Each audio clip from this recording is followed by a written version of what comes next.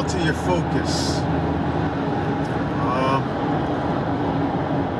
When I was in high school,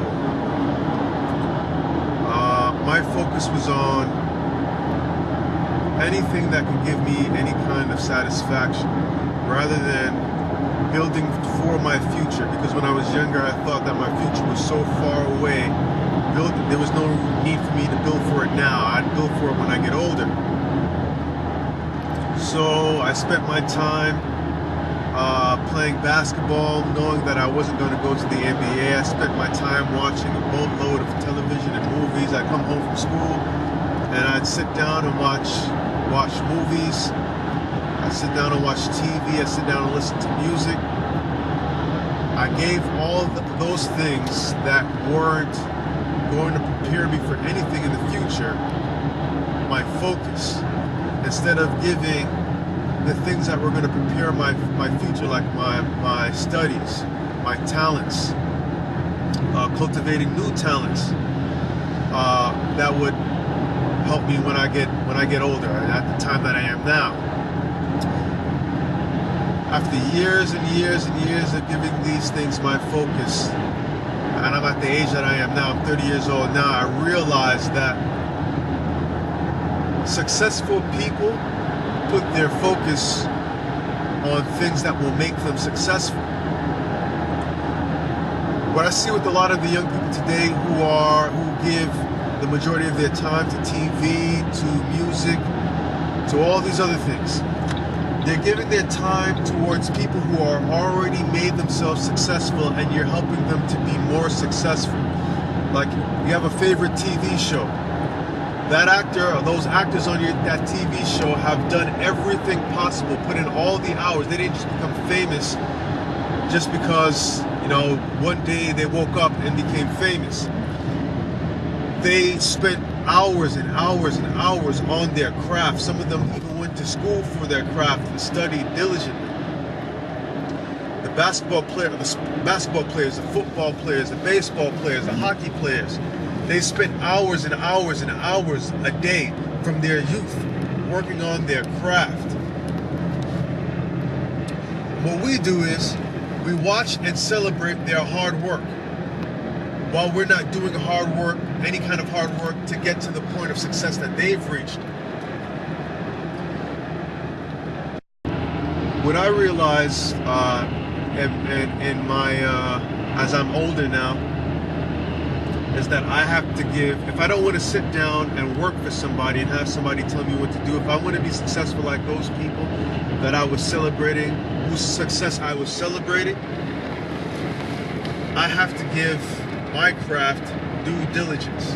I have to give it hours of work and cultivation. That means my music, my writing, business ventures,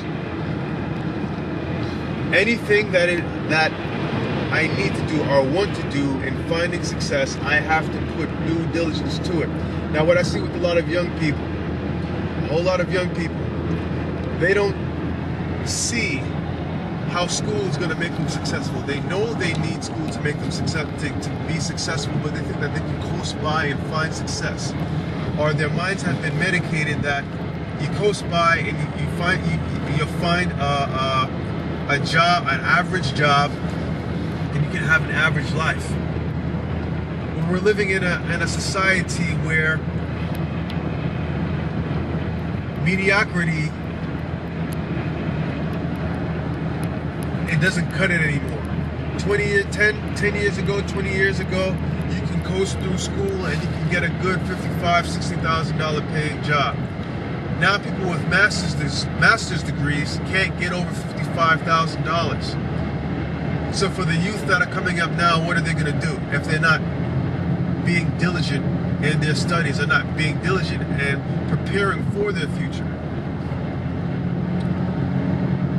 How I'm finding success now is I turned off the TV. I stopped celebrating other people's success.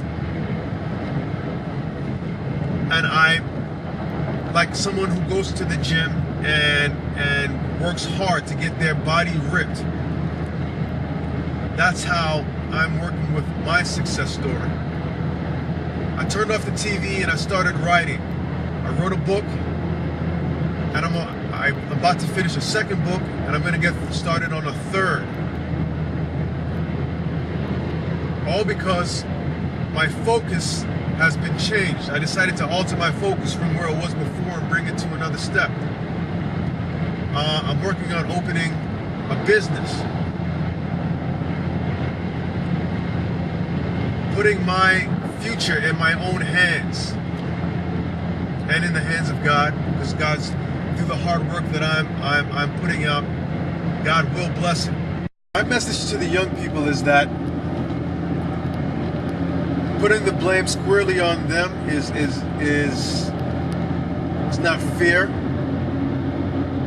Youth need people to motivate them, and sometimes in the school system we don't have people who are teachers who motivate. Sometimes we have teachers who tear down and tell them that they can only be but so much. Some parents in the home don't have a hands-on approach to their children.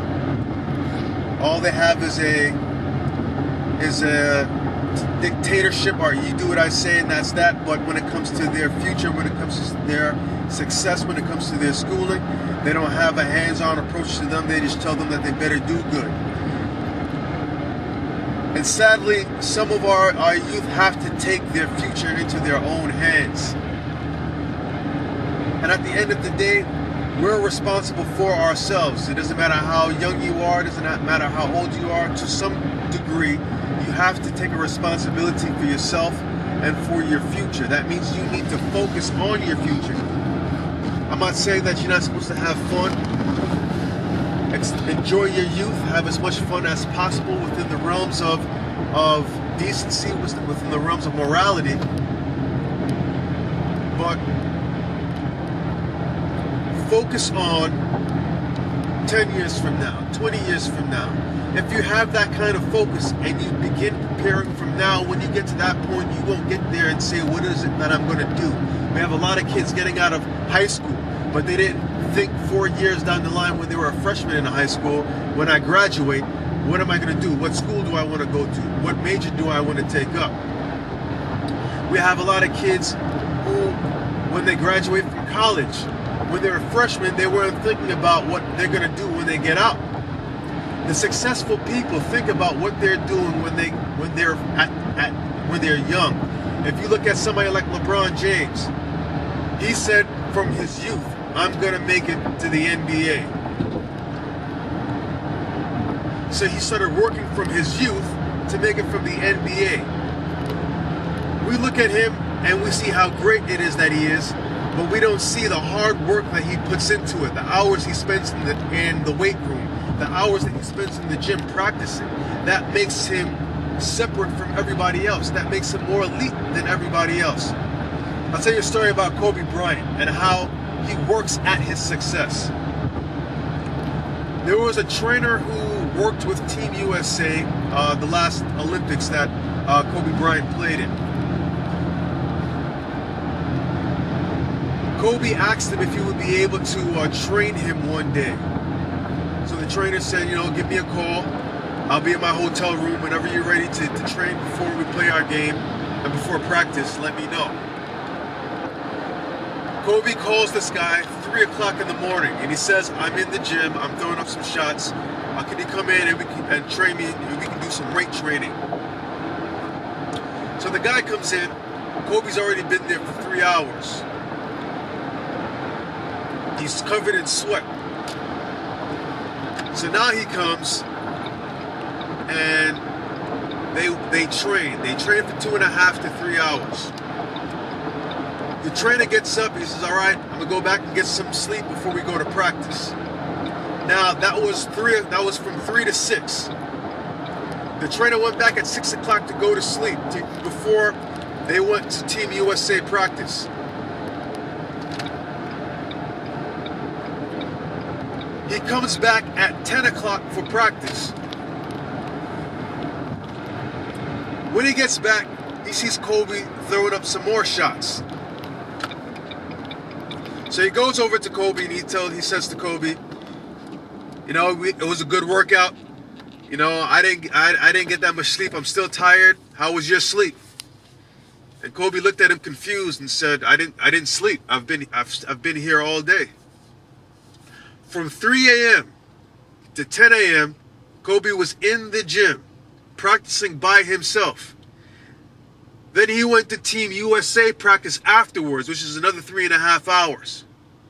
Then he played the game after that, after a short nap. Now look at what he did for his success, which is why Kobe Bryant has 5 championship rings. So the trainer compared Kobe Bryant's dedication to all the other players' dedication. They had just woken up. They came to practice. They were joking around, being jovial. They made it to the NBA. They're playing for Team USA. They're gonna have this practice. They're the best players in the world. They're gonna beat these guys anyway. Kobe Bryant is in the gym, working at being the best player that's in the NBA today. That's the attitude that we have to have towards our success. That's the kind of hard work that we have to have towards our success. You have to have that mentality that I want to be better than everybody else. And especially for young black men, you have to have the mentality that I need to be. First off, you have one strike against you. You're black. You have to have the mentality that I have to be better than everybody else. Because even if I have a decent education, there's other challenges that I'm going to have to face, which more than that degree that it is that I have can overcome. We have to be the best at what it is that we do, not just okay at what it is that we do, not just all right in what it is that we do. We have to be the very best. And once you get that mentality, the sky is the limit for your success. But it all begins with your focus. And what we need to do now is we need to alter our focus.